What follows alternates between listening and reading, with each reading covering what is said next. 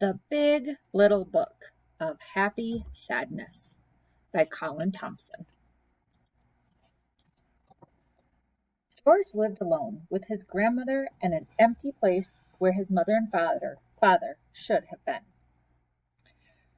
George's grandmother was a kind lady, but she was very old, and the two of them spent most of their lives on different planets.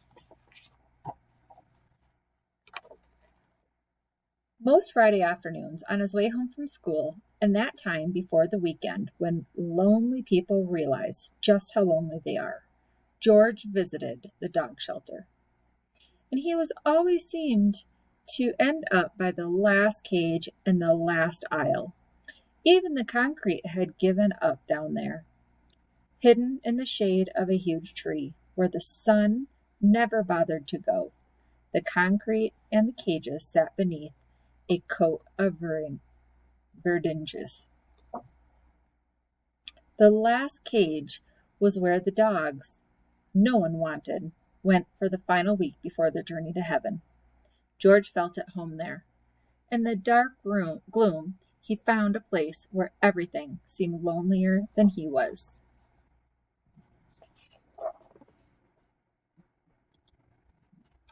The last cage was often empty, and any dog that did find itself there usually hid in the shadows, unseen and unloved. Until one special Friday, George arrived and found a dog sitting at the front of the cage looking at him. George stared at the dog, and the dog stared at George, and they both knew they were seeing a reflection of themselves. The dog, like George, was scruffy and sad, yet even at the end of the line he was quietly dignified and seemed to accept his fate. Here was a dog George could really identify with.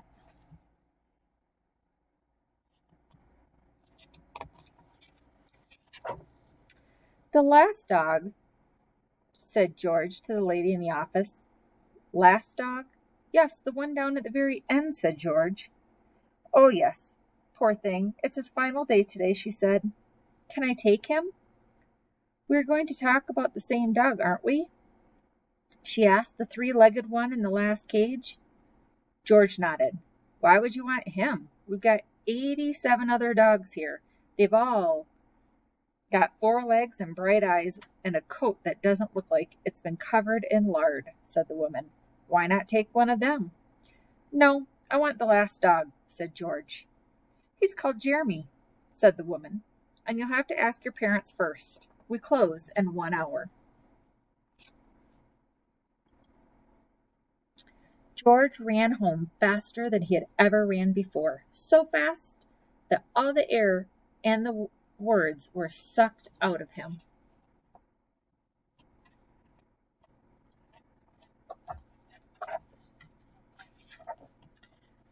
"Dog, dog, Jeremy," was all he could manage. Slow down, said George's grandmother.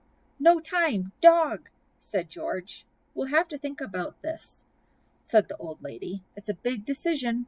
You know what they say, a dog isn't just for Christmas, it's for life." "But he won't have a life tomorrow," said George, and finally managed to tell her about Jeremy. His grandmother saw the big empty place inside George and got her coat. "You go on ahead," she said. "I'll catch up."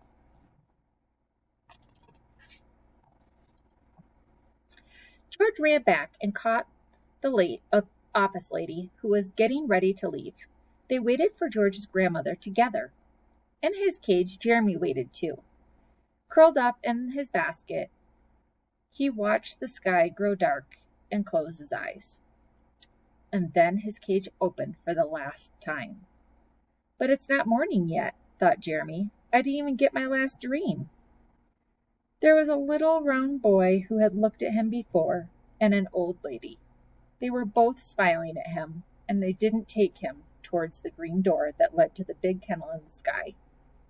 They turned and left and went back into the office.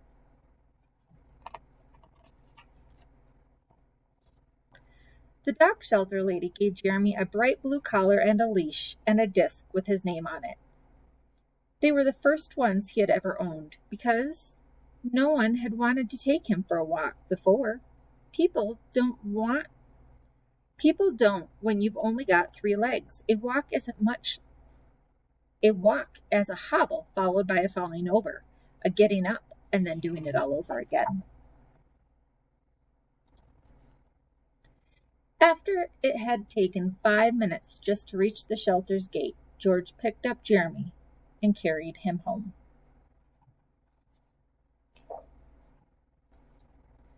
Jeremy had never been indoors before. When George lifted him into the armchair in front of the fire, Jeremy thought that maybe he had gone through the green door after all and died and went to heaven. In the next few weeks, Jeremy learned a whole new vocabulary, full of words like cushion and dinner and cuddle. George's world was filled with words he had heard but never experienced before, like warmth and not being on your own. The one word they both wanted to add was walkies, but they needed one more leg for that. So George and his grandmother decided to do something about it. They will make Jeremy a leg.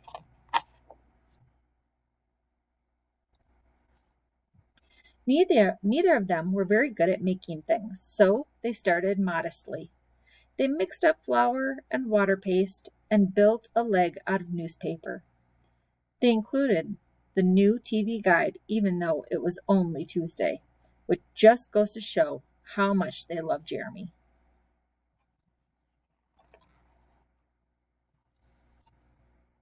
It's one of the great faults of nature that dogs can't smile, because when Jeremy ran around the garden on his new leg, he had a grin inside his head as wide as Australia.